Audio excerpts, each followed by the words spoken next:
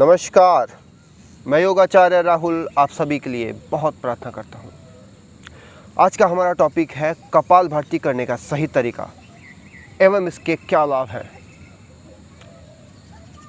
मैं आज आपको इस वीडियो में बताऊंगा कपालभाति करने का साइंटिफिकली तरीका, किस तरीके से यह लाभ करता है, कहाँ पे इसका लाभ होता है, कितनी देर करना चाहिए। तो चलिए शुरू करते हैं आज का वीडियो।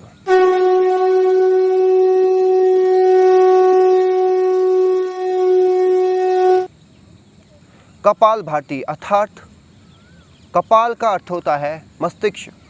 मस्तिष्क का जो ऊपरी जो भाग है इसको हम बोलते हैं कपाल, और भाति का अर्थ होता है प्रकाश या तेज या ऊर्जा।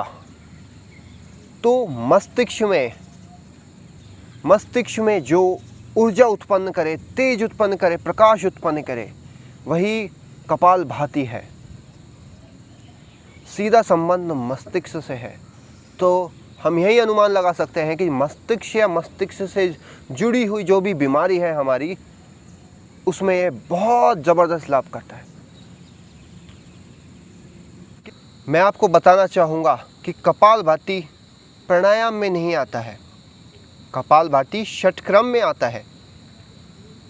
योग में हठ योग प्रदीपिका में इसे षटक्रम में डाला गया है, अर्थात कि शुद्धिकरण की प्रक्रिया, शरीर की शुद्धिकरण जो करता है वो कपालभाति हो। किस प्रकार करना है, कौन सी मुद्रा लेनी है, मैं आपको बता देता हूँ।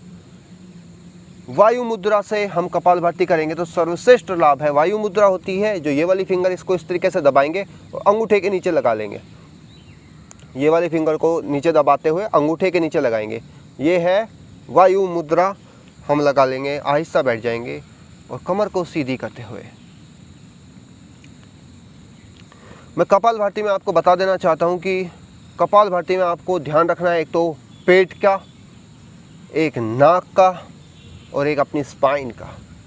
किस प्रकार से मैं आपको बताता हूँ। देखिए, जब हम अभ्यास कर रहे होते हैं कपालभाति का तो हमारा पेट अंदर की तरफ झटके से पुश होता है। जिस प्रकार से आपने देखा होगा बीपी की जब मशीन होती है उसको इस तरीके से, गुब्बारे को इस तरीके से पुश करते हैं, उसी तरीके से पेट भी अंदर की तरफ पुश होगा और सांस आते ही बाहर की तरफ निकल जाएगा। देखो, एक बार मेरे पेट की तरफ आपको देखना है। देखो, सांस ली, बाहर की तरफ निकला।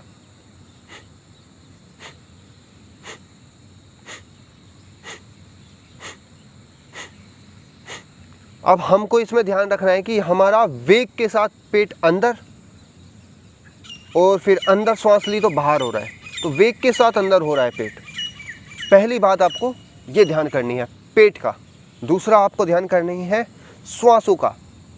देखो, जिस प्रकार से हम फोर्सफुली, हमारे जब बलगम बहुत ज़्यादा हो जाता है नाक में, या हम उसकी सफाई करते हैं तो फोर्सफुली हम उसको त्याग करने के लिए बलगम का त्याग करते हैं, या गले से, तो वो फोर्सफुली ही होता है। तो उसी प्रकार से हम नाक से भी श्वास को फोर्सफुली बाहर निकालेंगे, लेकिन ये ज़बरदस्ती नहीं होगा, लेकिन फोर्स उसमें लगेगा ही।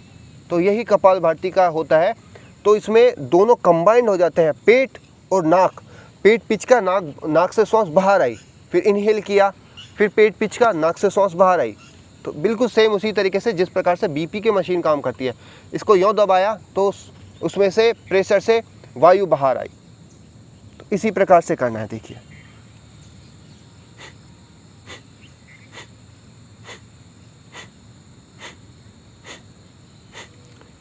एक सर्टेन वायु बाहर आ रही है, एक सर्टेन टाइम पे वायु बाहर आ रही है। तो आपको इसका अभ्यास करना है सही समय और सही तरीके से, तभी इसका आपको संपूर्ण लाभ मिलेगा। अन्यथा इसके बहुत सारे गलत तरीके से करने से लाभ की जगह हानि भी हो जाती है। और मैं देखता हूँ 90% से ज़्यादा लोग इसको गलत ही करते हैं। चलिए, तो कुछ गलत तरीके मैं बता देता हूँ कि किस किस प्रकार अगर आप कर रहे हो इसमें से कुछ भी तरीका तो वो गलत है। एक तो मुद्रा सही नहीं लेना, खाली बैठ के ऐसे ही कर रहे हैं, तो मुद्राओं का बहुत बड़ा महत्व है अपना। तो एक तो मुद्रा ले लेना, चाहे ज्ञान मुद्रा ही ले लो।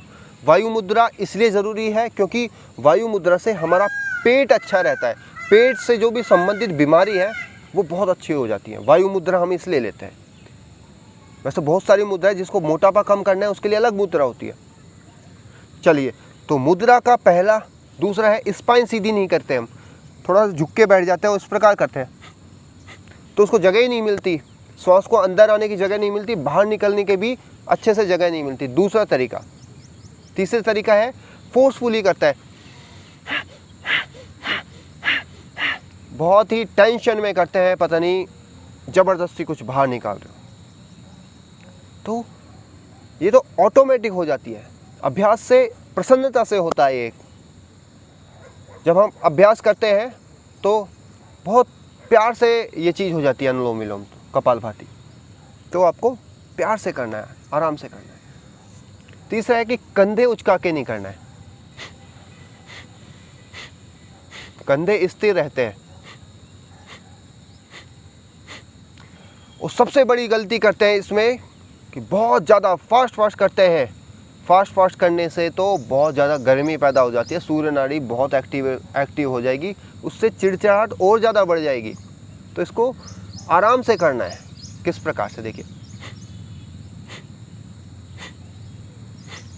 अगर आप इसमें महारत हासिल कर चुके हो कपालभाति में, तो फिर आपको थोड़ा सा फास्ट कर लेना है। उसमें मैं छूट दे देता हूँ। किस प्रकार से फास्ट, किस प्रकार से, लेकिन वही जिनको इसमें महारत हासिल है, एडवांस लेवल पे है। जो बिगिनर है और जिनको महारत हासिल नहीं है, वो 2 सेकंड या 1 सेकंड में एक बार ही करो तो बेनिफिट अच्छा होगा। करना कितनी बार है, कम से कम शुरुआती में 20 स्ट्रोक लगाने हैं इसके, 20, और 3 टाइम करना है मात्र। लेकिन जो एडवांस है वो एक बार में 100 भी कर सकते हैं, लेकिन ज़्यादा देर नहीं करनी है। आधा घंटा नहीं करना है, 1 घंटा नहीं करना है, ज़्यादा से ज़्यादा 15 मिनट इनफ।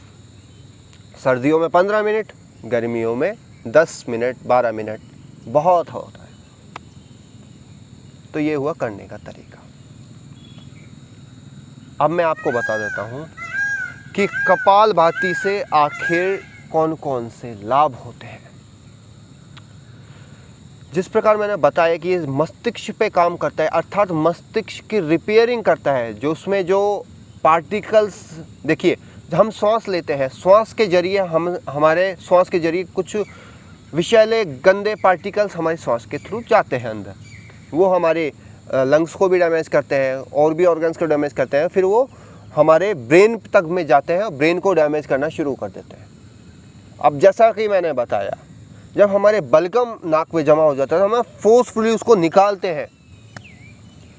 तो जब पार्टिकल जो दिमाग में जमा है, तो कुछ ऐसी क्रियाएं बनाई गई हैं हमारे ऋषि मुनियों के द्वारा, उसके जरिए हम विषैले पार्टिकल्स को बाहर निकाल देते हैं।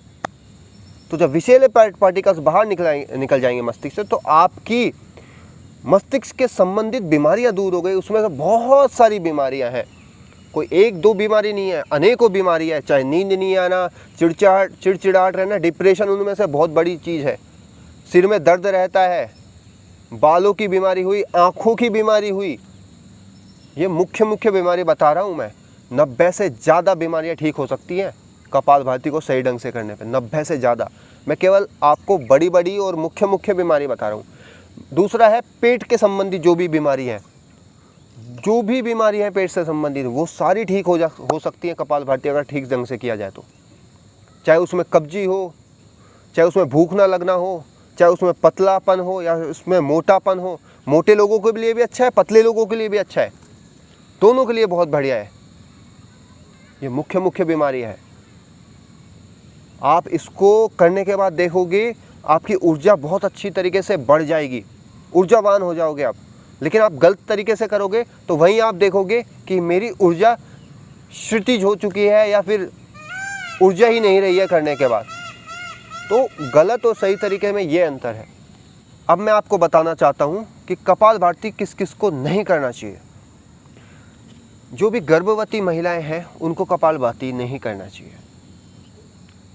जिनको भी सर्जरी हुई है पेट से संबंधित उनको कपालभाति नहीं करना चाहिए। पीरियड्स के दिनों में भी कपालभाति नहीं करना चाहिए। जिसको हर्निया की प्रॉब्लम है उसको भी कपालभाति नहीं करना चाहिए। हार्ट ब्लॉकेज में अभी सर्जरी हुई है नई नई, तो उसको भी कपालभाति नहीं करनी चाहिए। तो ये कुछ बीमारियां थी जिनमें कि कपालभाति नहीं किए जा सकते। अन्यथा आप कपालभाति कीजिए और इसके बेमिसाल अद्भुत लाभ की प्राप्ति कीजिए। वीडियो अच्छा लगे तो प्लीज़ इसको शेयर करना ना भूलें।